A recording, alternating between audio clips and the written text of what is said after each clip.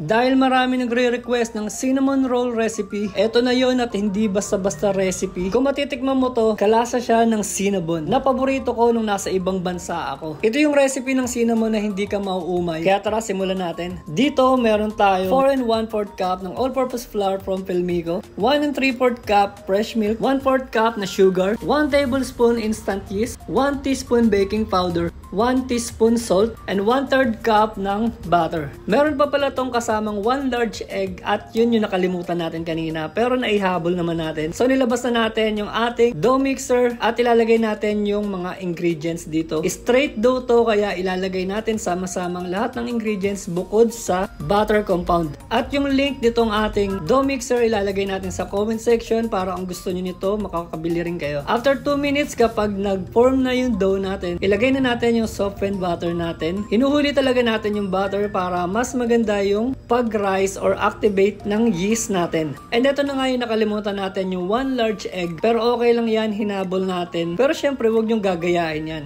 Pero kung sakaling mangyari sa inyo, pwede nyo pa rin yan ihabol. At dito, pumasa na siya sa window pane test natin. Kaya okay na to after 15 minutes ng pag-mix natin dito sa ating dough mixer. At ang kinaganda ng dough mixer na to, dito na rin tayo nagpo-proof dahil ito ay 2-in-1 na. Kneading and resting machine na siya. Naglagay lang tayo sa paligid ng oil para hindi mahirapan yung dough natin na umalsa. And then proof natin to for 1 hour. Habang pinoproof natin yung ating dough, gawin na natin yung pang toppings natin. 50 grams ng milk and then 150 grams ng whip it buttercream. Naglagay din tayo dyan ng 2 tablespoon ng powdered sugar and syempre para mas masarap yung cream on top natin para sa cinnamon, French vanilla flavored ng Bakersfield yung gagamitin natin. And after 1 hour, eto na ang ganda ng alsa ng dough natin at hindi natin to pwedeng i-punch dahil merong nakaumbok dyan sa pinaka mixing bowl natin. Kaya kung yan ang gagamitin nyo, wag nyong ipapunch yan dahil mapapa-aray ko. So pa-smooth lang natin ng konti yung ating dough pero smooth na smooth talaga to.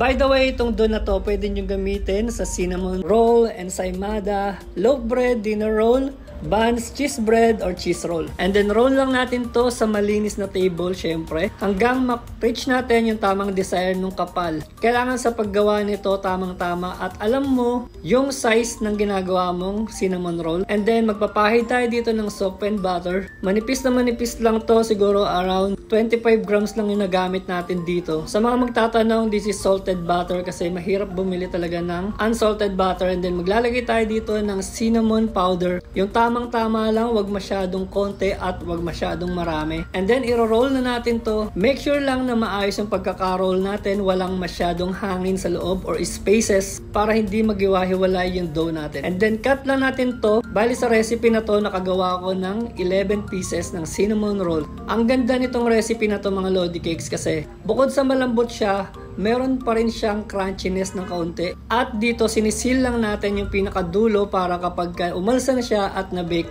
ay hindi hihiwalay yung pinakadulo. Gumamit ako dito ng mga foil disposable pan, yung batawag dito. Basta nabili ko to sa Baking and Home Depot. Napakaganda niya gamitin para sa mga gantong breads or kahit sa banana loaf. Perfect talaga siya at hindi siya mahal. At ang lakas makasosyal nitong packaging na to. Kapag nailagay na natin sa mga pan yung ating cinnamon roll, ipoproof ulit natin to for 30 to 45 minutes. At dito nakikipagkulitan ako sa mga kasama ko sa shop dahil ganyan kami talaga dito. And then kahit ano naman plastic ipantakip natin dyan, make sure lang na ilalagay natin siya sa medyo mainit na lugar. At eto na siya nung after 45 minutes. At isasalang natin siya sa 180 degrees Celsius for about 25 to 30 minutes. And after that, luto na ang ating cinnamon roll. Sobrang bango nito, grabe. Halos nag-amoy cinnamon roll yung buong shop natin. And then habang mainit-init pa, ilalagay na natin yung frosting sa ibabaw para medyo mag-melt siya at ma-absorb talaga hanggang ilalim. Makikita nyo mamaya kapag kinain natin yung isa nito, inabsorb niya talaga hanggang ilalim kaya creamy talaga yung cinnamon roll natin.